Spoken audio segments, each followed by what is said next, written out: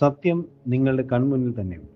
പക്ഷെ ആരോ ഒരാൾ നിങ്ങളോട് പറയുന്നു നിങ്ങൾ കാണുന്നത് തെറ്റാണ്, നിങ്ങൾ കേൾക്കുന്നത് വെറും തോന്നലാണ്. സാവധാനം, നിങ്ങൾ നിങ്ങളെ തന്നെ സംശയിച്ചു തുടങ്ങും. നിങ്ങളുടെ ഓർമ്മകളെ, ബുദ്ധിയെ, നിങ്ങളുടെ നിലനിൽപ്പിനെ പോലും. സ്വാഗതം ഗ്യാസ് ലൈറ്റിങ്ങിന്റെ ലോകത്തേക്ക്. ഇത് വെറും ഒരു കള്ളം പറയലല്ല, ഇതൊരു മനഃശാസ്ത്രപരമായ യുദ്ധമാണ്. ഒരാളെ മാനസികമായി അടിമയാക്കാൻ ഉപയോഗിക്കുന്ന ഏറ്റവും ക്രൂരമായ ആയുധം. ഗ്യാസ് ലൈറ്റിംഗ് എന്ന വാക്കിന് പിന്നിൽ ഒരു പഴയ നാടകത്തിന്റെയും സിനിമയുടെയും കഥയുണ്ട്. ഇത് കേവലം ഒരു മനഃശാസ്ത്ര പദമായിട്ടല്ല തുടങ്ങിയത്. 1938 ബ്രിട്ടീഷ് നാടകകൃത്തായ പാട്രിക് ഹാമിൽട്ടൺ എഴുതിയ ഗ്യാസ് ലൈറ്റ് എന്ന നാടകത്തിൽ നിന്നാണ് ഈ വാക്കിന്റെ തുടക്കം. ഈ നാടകത്തെ ആസ്പദമാക്കി 1944 ഇതേ പേരിൽ തന്നെ ഒരു പ്രശസ്തമായ ഹോളിവുഡ് സിനിമ ഇറങ്ങി. അതിലെ കഥ ഇങ്ങനെയാണ്. നായകൻ തൻ്റെ ഭാര്യയെ മാനസികമായി തകർക്കാൻ വേണ്ടി ബോധപൂർവം ചില കാര്യങ്ങൾ ചെയ്യുന്നു. വീട്ടിലെ വെളിച്ചത്തിനായി അന്ന് ഉപയോഗിച്ചിരുന്നത് ഗ്യാസ് വിളക്കുകളായിരുന്നു. അയാൾ രഹസ്യമായി ആ വിളക്കുകളുടെ പ്രകാശം കുറയ്ക്കും. ഭാര്യ വെളിച്ചം കുറവാണെന്ന് പറയുമ്പോൾ, അല്ല, നിനക്ക് തോന്നിയതാണ്, വെളിച്ചത്തിന് ഒരു മാറ്റവുമില്ല എന്ന് അയാൾ ആവർത്തിച്ചു പറയും. ഇതുപോലെ വീട്ടിലെ സാധനങ്ങൾ മാറ്റിവെച്ചിട്ട് അവൾക്ക് മറവിയാണെന്ന് അയാൾ സ്ഥാപിക്കും. തുടർച്ചയായി ഇങ്ങനെ കേൾക്കുന്നതോടെ തൻ്റെ ബുദ്ധിശക്തിയിലും ഓർമ്മയിലും ആ സ്ത്രീക്ക് സംശയം തോന്നുന്നു. അവൾക്ക് ഭ്രാന്താണെന്ന് അവൾ തന്നെ വിശ്വസിക്കാൻ തുടങ്ങും.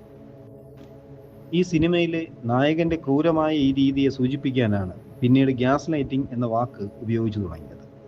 1960-കളിൽ ഇത് മനഃശാസ്ത്രജ്ഞർക്കിടയിൽ ഒരു സാങ്കേതിക പദമായി മാറി. ഇന്ന് ഒരാളെ മാനസികമായി തളർത്താനോ അവരുടെ ചിന്തകൾ തെറ്റാണെന്ന് വരുത്തി തീർക്കാനോ ഉള്ള എല്ലാ ശ്രമങ്ങളെയും നമ്മൾ ഗ്യാസ് ലൈറ്റിംഗ് എന്ന് വിളിക്കുന്നു. ഗ്യാസ് ലൈറ്റർമാരെ എങ്ങനെ തിരിച്ചറിയാം? ഗ്യാസ് ലൈറ്റിംഗ് എന്നത് പെട്ടെന്ന് തിരിച്ചറിയാൻ കഴിയുന്ന ഒന്നല്ല.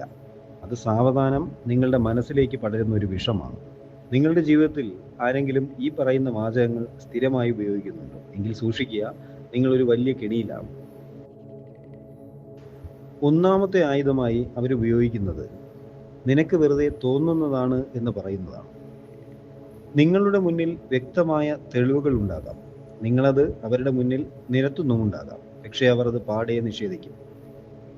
ഒക്കെ നിന്റെ വെറും തോന്നലാണ്, നിനക്കെന്തോ കുഴപ്പമുണ്ട് എന്ന് ആവർത്തിച്ച് പറയുന്നതിലൂടെ സ്വന്തം കണ്ണിനെ പോലും വിശ്വസിക്കാൻ കഴിയാത്ത അവസ്ഥയിലേക്ക് അവർ നിങ്ങളെ എത്തിക്കുന്നു.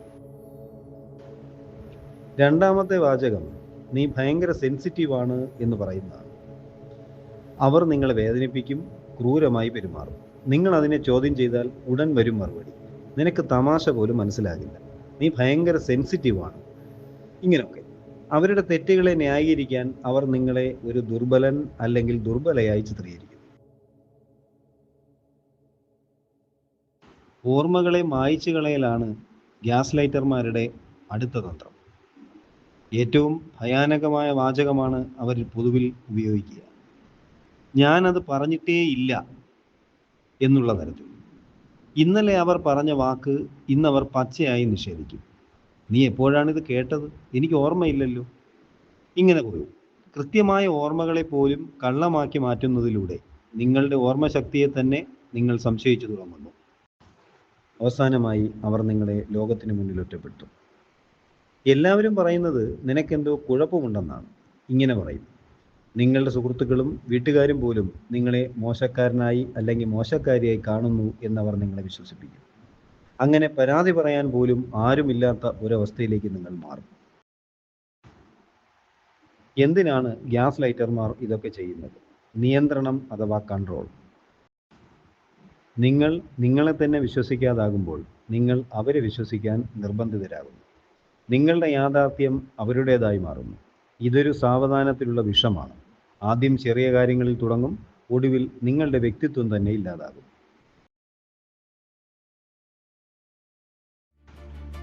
പ്രിയമുള്ളവരെ, സൈലന്റ് ഇൻഫ്ലുവൻസിൽ നമ്മൾ ചർച്ച ചെയ്യുന്നത് ഇത്തരം ഇരുണ്ട സത്യങ്ങളാണ്. നിങ്ങൾ എപ്പോഴെങ്കിലും ഗ്യാസ് ലൈറ്റിങ്ങിന് ഇരയായിട്ടുണ്ടോ? നിങ്ങളുടെ അനുഭവങ്ങൾ താഴെ കമന്റ് ബോക്സിൽ കമന്റ് ചെയ്യുമെന്ന് പ്രതീക്ഷിക്കുന്നു. നിങ്ങളുടെ ഒരു കമന്റ് മറ്റൊരാൾക്ക് തിരിച്ചറിവായേക്കാം. മനസ്സിന്റെ ഇത്തരം നിഗൂഢതകൾ അറിയാൻ സൈലന്റ് ഇൻഫ്ലുവൻസ് എന്ന യൂട്യൂബ് ചാനൽ ദയവായി സബ്സ്ക്രൈബ് ചെയ്യൂ.